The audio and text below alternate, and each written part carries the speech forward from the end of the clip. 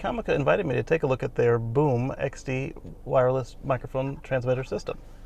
So let's take a look at an unboxing and a range test, and then we'll come back and we'll see what we think about it.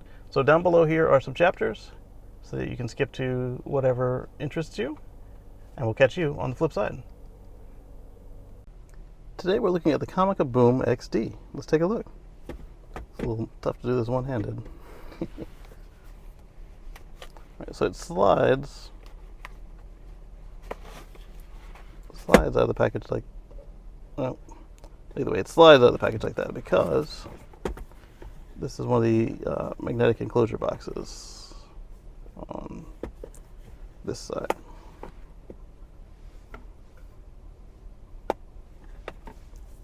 I do like these kind of magnet boxes. All right, so inside we get a receiver and a transmitter. Yeah, come on, I'm not trying to turn it on, I'm trying to get it out of the pipe. There we go.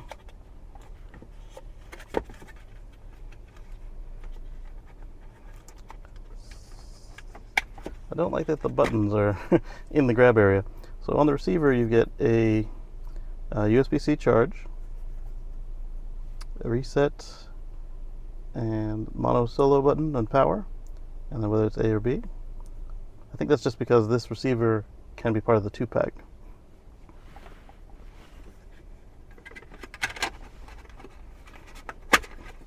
Same with the transmitter, which can also be part of the 2-pack. You can pair it, power mute. They both have these belt clips as well as cold shoe adapters. And it also is a USB-C charge with a reset button. Up here you've got a plug-in for the lav mic, and it's also got its own onboard mic as well. Very much like the Rode Wireless Go and Rode Wireless Go 2 that I've been using on the channel for a while. So we're going to compare this and see how we like it. We're not going to compare it against the Rode because that would be weird.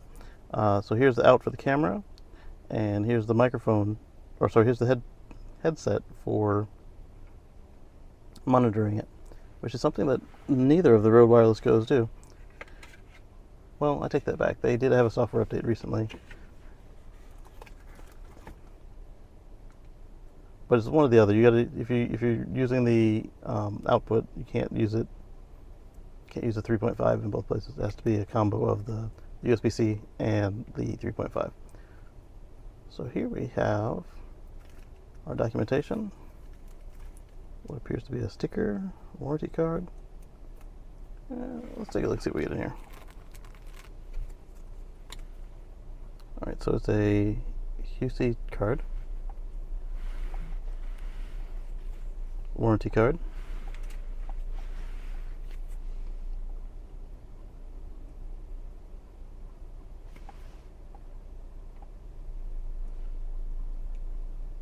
social media card, and the user's manual. This appears to be a SIM eject tool, but I assume it's for the reset buttons. Let's see what else is in here.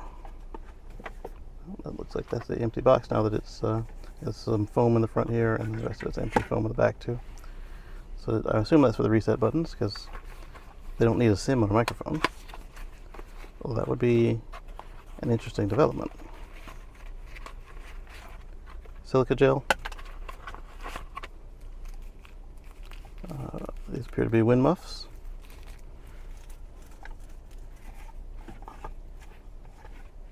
It is a wind muff, and tells you which device it's for. So you know, if you have a couple of these running around, you know what they're for. It's a little smushed, so it's hard for me to roll it one-handed. So here we can see it's got a rubber boot that goes over the top of the microphone, and it looks like it'd be pretty secure. Let's give it a little feel.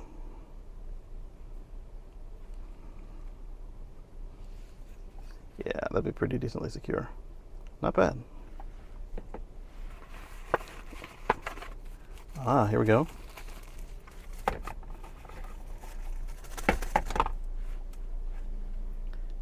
USB-A to dual USB-C charger. So very much like my DJI Pocket 2, where it's got the triple. So the the Pocket 2 has got a dual with the creator kit. This one's got a triple. So this is the same one they would use for their dual mic kit, their dual transmitter kit. Not bad.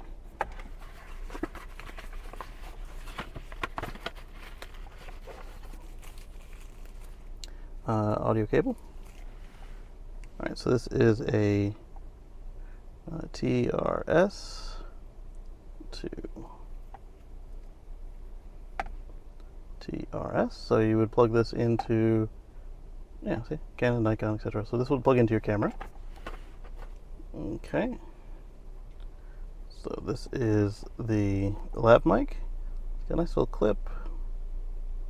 Very strong. Goodness. One hand is, there we go. Rah. Okay. And then it's got a nice little thing to help you adjust it there, and then you can loop the microphone nicely. It's got that premium Velcro right there. Then you've got a TRS. So, and then you've also got a retention clip. So when you plug it into the transmitter here, it'll resist unplugging, which is something that the Rode LavGo kit doesn't have on the Rode Wireless Go. If you hit it wrong, it will come out.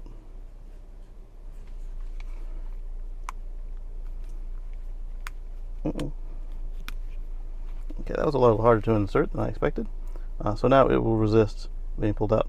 I also noticed that this is a clip, so you can take this retention clip off if the battery dies and then use it directly on your camera, which does limit your shots since you're no longer wireless at that point. Let's see how it is to remove.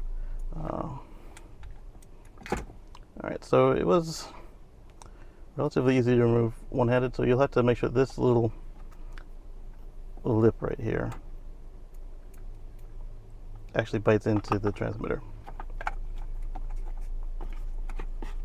Okay, let's see what's next. Got another audio cable.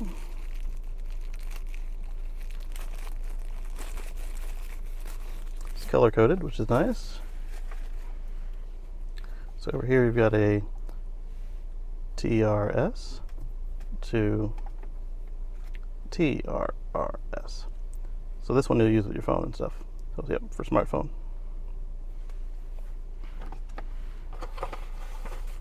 We have another cable. What's in here?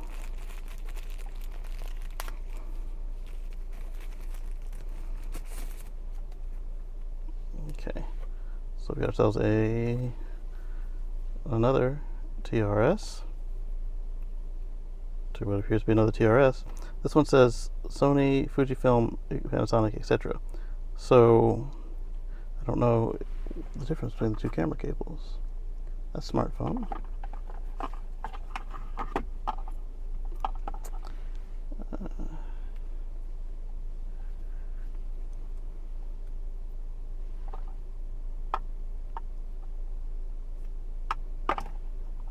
So those parts are the same. These parts are different. But how?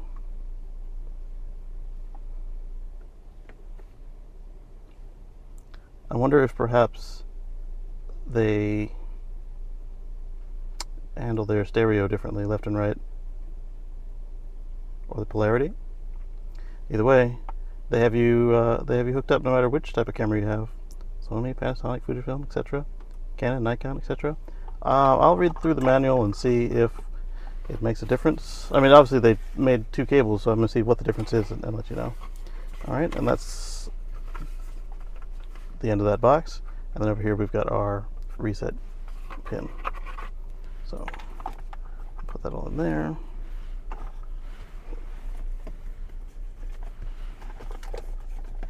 And we'll get back on the road.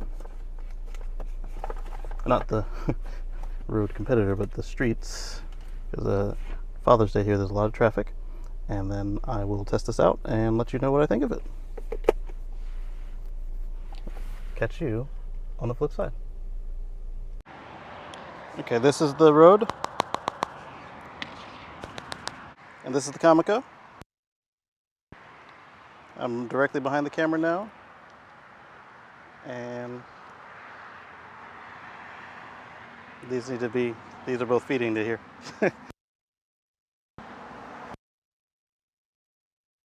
And then walk back, so away from the camera, should lose signal. I should get the signal back pretty quick. And these need to be, these are both feeding to here. So what I'm gonna do is I'm gonna walk away, and then I'm gonna walk back. So away from me, or away from the camera, I should lose signal pretty quick. And coming back, I should get the signal back pretty quick. All right, so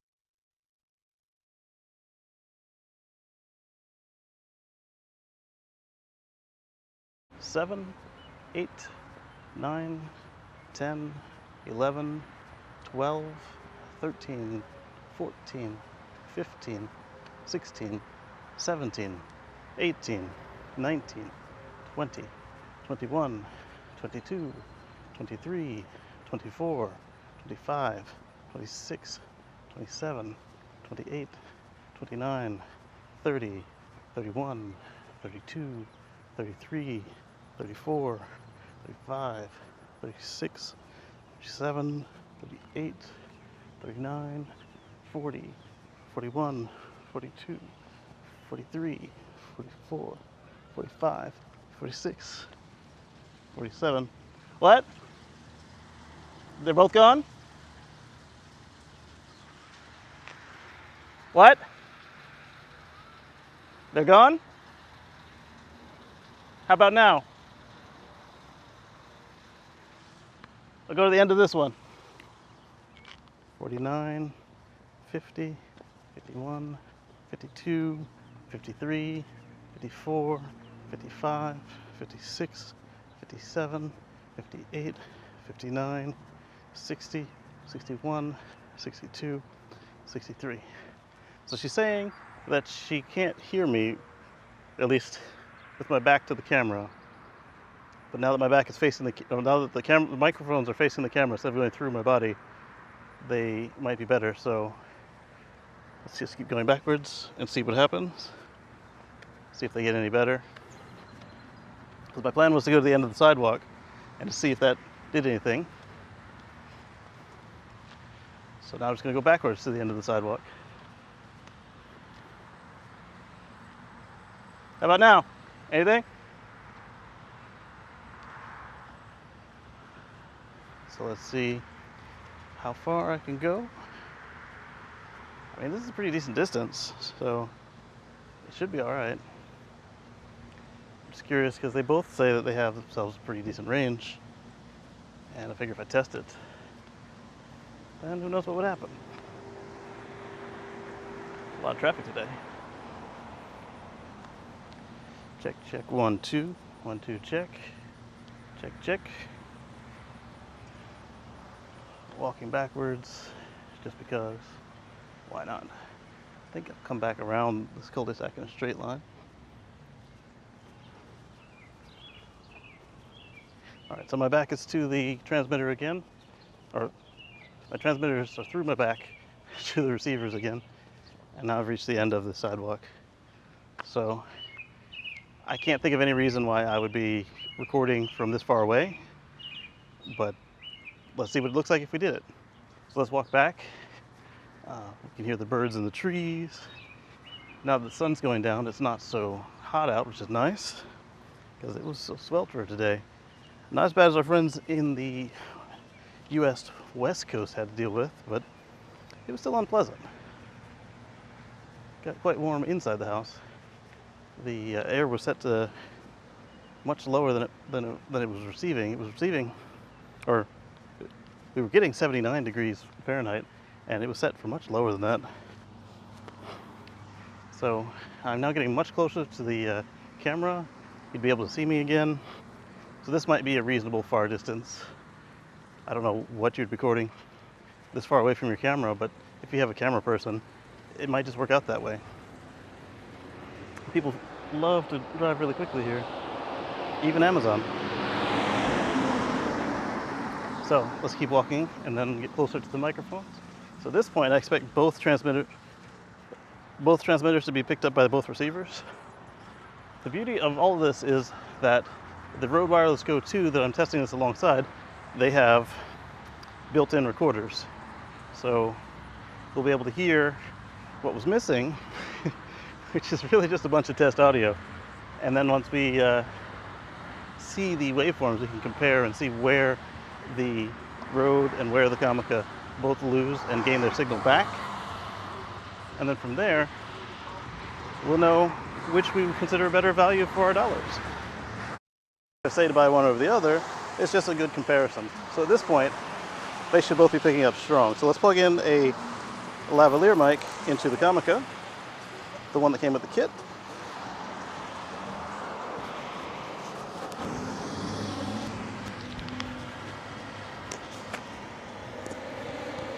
Okay, so that just goes right here. It's a little hard to do with the muff on it. Of course, you shouldn't need the muff if you've got the lav.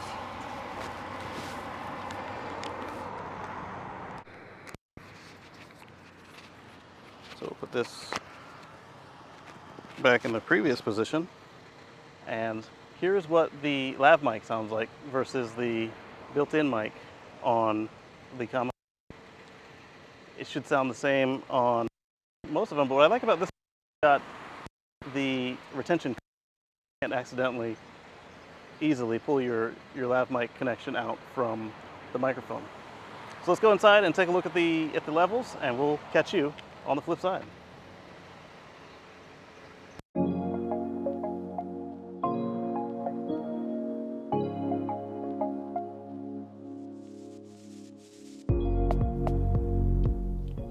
I was surprised to see that any kind of body would block the signal, especially given the range that was advertised and the range that we saw once the transmitters were unobstructed. And what I'd like to see in a future version, I mean, I like that it's got USB-C.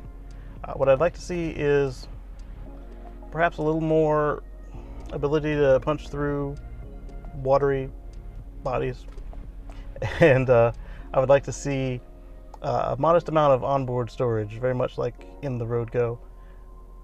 Very much like in the Rode Wireless Go 2. What I did like was not just the lower price, but I liked all of the accessories that were included. You had your wind muff, you had your lav mic. Oops, sorry, I'm tapping it. your lav mic. They even have a 2-pack, which was not something that Rode had for quite some time. So they're obviously making everybody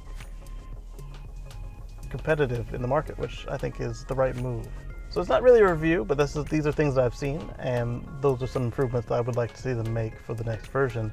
Having a little bit of onboard storage would take care of any sort of situation where the transmitter drops out, as well as it would allow you the opportunity to do like I sometimes do with the Rode Wireless Go 2, where I just walk around with the transmitter. This is the Comica. And if I'm going to be doing a short shoot, like an hour or less, then I know that I don't need the receiver. But what's also helpful with that is if I'm shooting something important, something where I don't get 2 takes, I can have a copy on the transmitter, I can have a copy in the camera through the connection, and then I could even hook it up to my Zoom H6 and have a copy there. So it's very important to have backup audio if you're in a one-take situation or a one-day situation where I can't come back later and set everything up again. And so that's where I'll leave that. If you're interested in getting yourself a Comica Boom XD, down below in the description is a link, and we'll catch you on the flip side.